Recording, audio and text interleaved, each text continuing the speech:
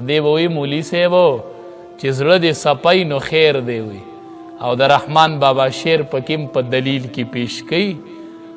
علی رضی الله تعالی عنه ته د دواړو جهانو سردار فرمایي وی اولنې نظر درته معاف دی چې اچانک ولګي. اچانک سړی په لاره رواني اچانک نظر په زنانه ولګي، دا اولنې نظر دی، دا معاف دی، دا بغیر د ارادې نه ولګي. خو علی رضی الله تعالی عنہ ته وی ګورې دویم نظر ورپسې نه کې ګورې دا ګناه ده. چې نبی علیہ السلام خپل د ترزوی او خپل زوم د فاطمې خاوند ته وی علی دویم نظر مه ورپسې کولی، دا غړه ګنده دا اسی خبرې دي، په دې ځان مه دوکه کوئ.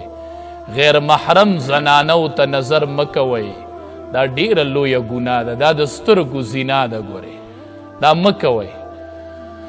حدیث مبارک کې راځي ډیر ښکلی دور و، د دواړو جهانو سردار ناست یو کس ورله راغی وی د الله حبیبه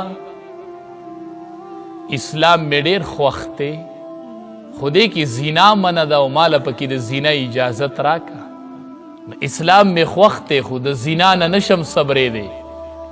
استاز دی، دا استاز و دنیا ته دا استاز راغلی و، دا قابل د استازی و چې داسې شاګردان یې تیار کړل. نبی کریم صلی الله علیه وسلم ورته ډېر ښکلی جواب ورکوي، ورته وایي وی ته دا غواړې چې ستا د مور سره څوک زینه وکړي؟ وی نه د الله حبیبه زما مور سره او زینه نه غواړم. وی دا غواړې چې ستا د خور سره څوک زینه وکړي؟ وی نه غواړم.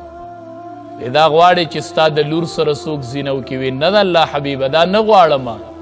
وی واوره دا ته چې د کمې زنا اجازت غواړې چې ماله د زنا اجازت راکه، نو وی دا به د چا مور نه وي، دا به د چا خور نه وي، دا به د چا لور نه وي.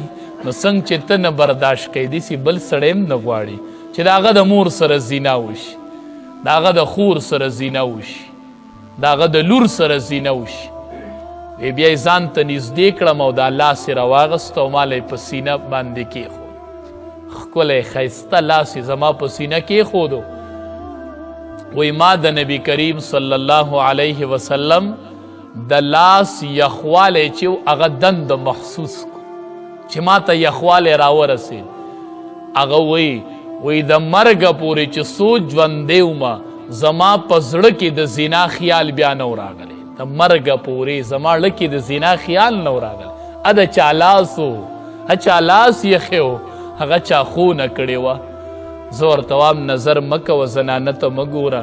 وی مولی صاحب که دا زنانه وی نو دا به کور ناسته. وی دا زنانه نه ده، دلایل خو د خلقو سره شته دی. وی دا زنانه نه ده، وی دا کور به ناسته وه. زه ورته وایم دا زنانه ده خو دی به هم چېرته یو ستر خاون لرو خو خاون به یې مړي او دا به کونډه شوي، دا به د نفقې محتاجي، چېرته بچو له به نفقه ګټي. د مجبورۍ نه یې غلطه فایده ماله. یا به دا بیماری پلار به یې نه رور به یې نه، دا به ډاکټر لذي د علاج ضرورت به مه ګوره ورته. شاید چې ستا په شان یو ستر رور د دین وي، شاید چې ستا په شان پلار به ګورې د دین وي، دا به هم چېرته د اوچت خاندان ښځی، دا به ډېره عزتمند دی. خو دا به مجبورۍ راغستی، نو د مجبورۍ نه غلط مطلب ماله. خلقو خو تې ښه واغستل په دې کرونا وایرس کې. یوه بوجۍ به یې وړه ورکوله او 10 به یې ورله تصویران ایستله. د یوې تروړې په وجه ته زمونږ د زنانه عزت علي داسې وړه مې وای نه دي پکار چې زما تصویر په ټوله دنیا کې وګرځي. زه د داسې وړو بوجۍ څه کوم؟